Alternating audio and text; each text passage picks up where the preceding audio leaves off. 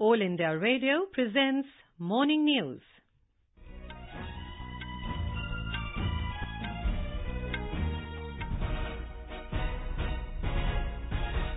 Good morning. I am Meenakshi Sant.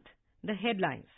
Prime Minister Narendra Modi to share his thoughts in Mann Ki Baat program on All India Radio at 11 this morning. Prime Minister to inaugurate modern food processing facilities and pipeline projects in Gujarat today. External Affairs Minister Sushma Swaraj calls for urgent fundamental reforms in UN Security Council. Government exempts certified machine parts from basic customs duty to boost mobile handset production. 15 Maoists surrender in Sukma district of Chhattisgarh. And in sports, Yuvraj Vadvani lifts Asian Junior squash title.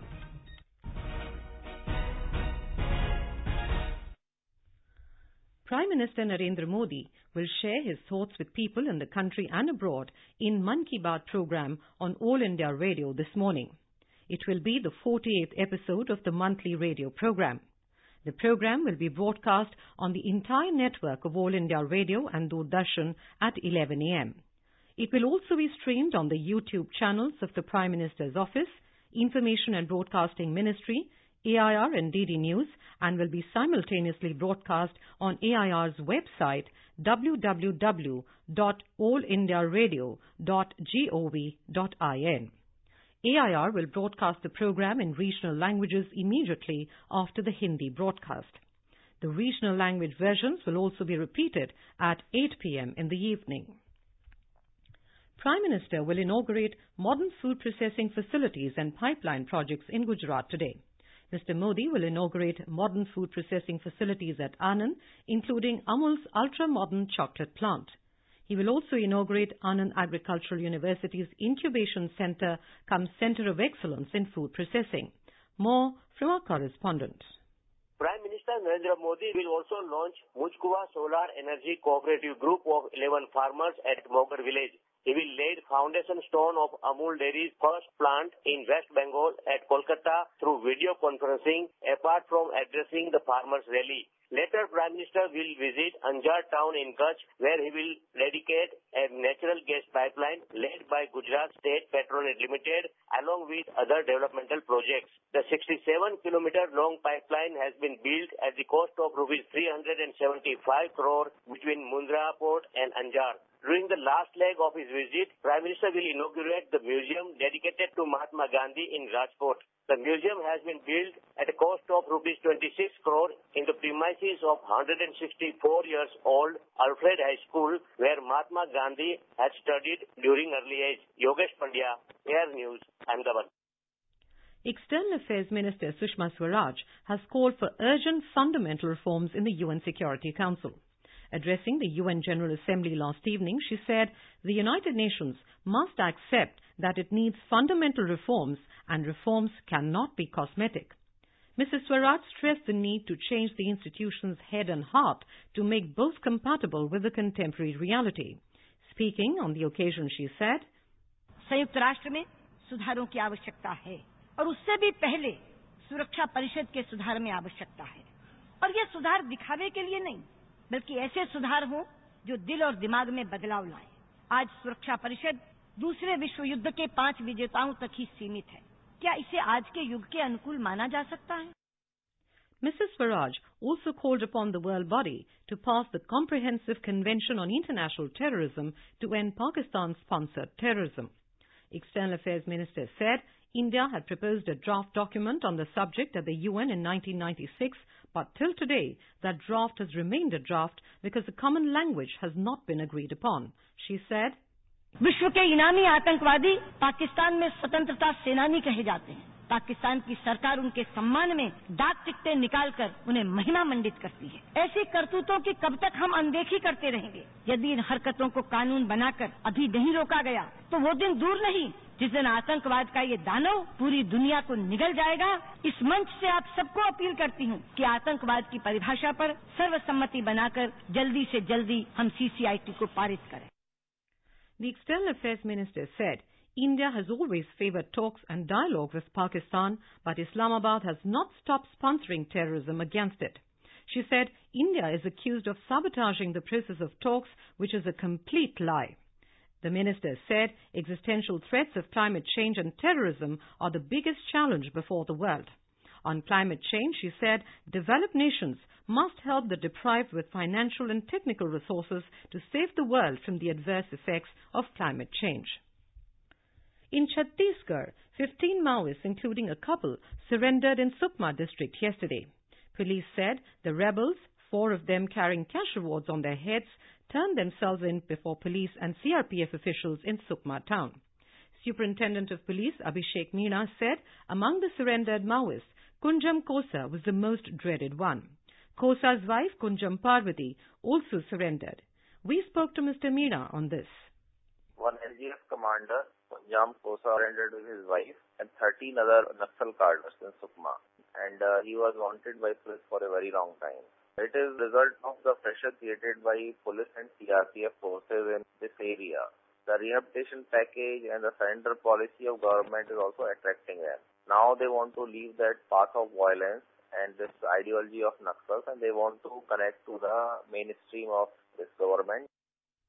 In their statement, the surrendered rebels said they were fed up with the violence of the Naxal movement and exploitation of cadres by the senior leaders.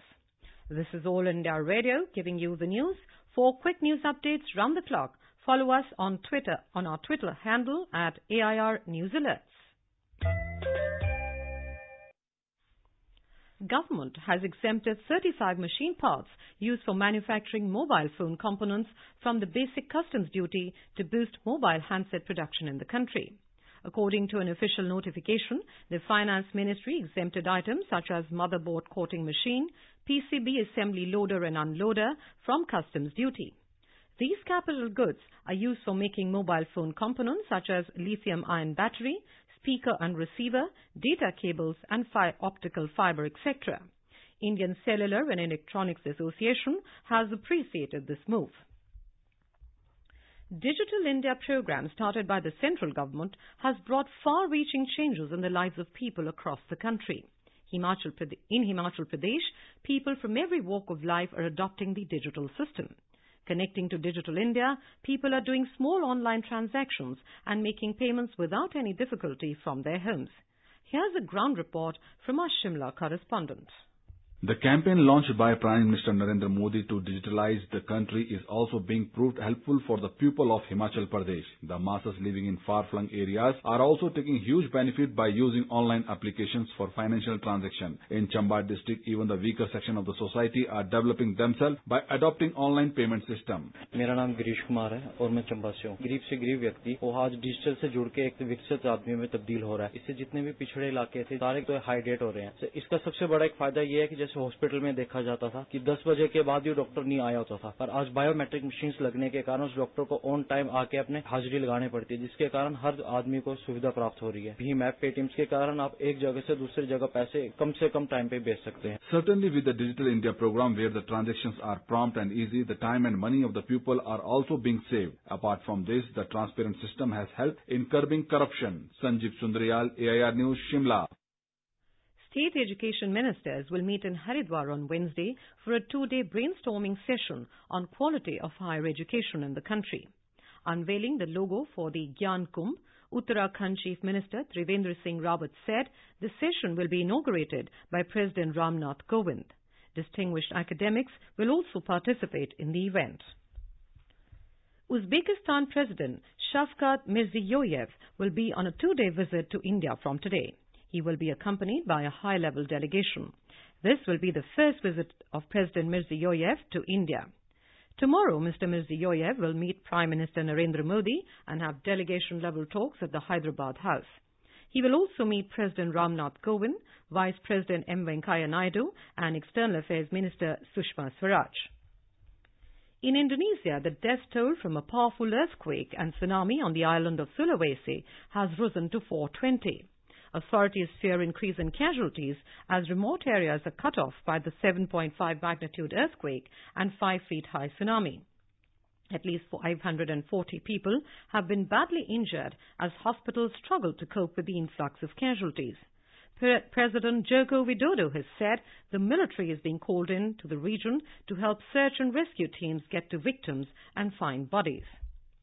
In Japan, a powerful typhoon moved towards mainland today after injuring dozens on southern islands. Weather officials have warned that fierce winds and torrential rain could trigger landslides and floods. Typhoon Trami has already sparked travel disruption with bullet train services in western Japan suspended and almost 1,000 flights cancelled. On to sports, Yuvraj Wadhwani has lifted the 25th Asian Junior Squash title. In Chennai yesterday, he defeated Anas Ali Shah of Pakistan by 13-11, 11-5, 6-11, 12-10 in the final. Yuvraj has become the second Indian to win the under-13 title after Veer Jothrani, who won it in 2014 in Iran. India came out of the championship with a gold, a silver and 4 bronze medals. The bronze medal came in the other age categories through Kavya Bansal, Tiana Parasrampuria, Sanya Vats and Tushar Shahani. Haryana women wrestlers dominated the second day of the inaugural Under-23 National Wrestling Championship with 7 golds at Chittorgarh in Rajasthan yesterday. Uttar Pradesh, Maharashtra and Chandigarh also won a gold medal each. All 10 women grapplers booked their tickets to Romania for the Under-23 World Championship starting on the 12th of November. Board of Control for Cricket in India, BCCI, has announced the Indian squad led by Virat Kohli for the 2-match series against West Indies starting from Thursday.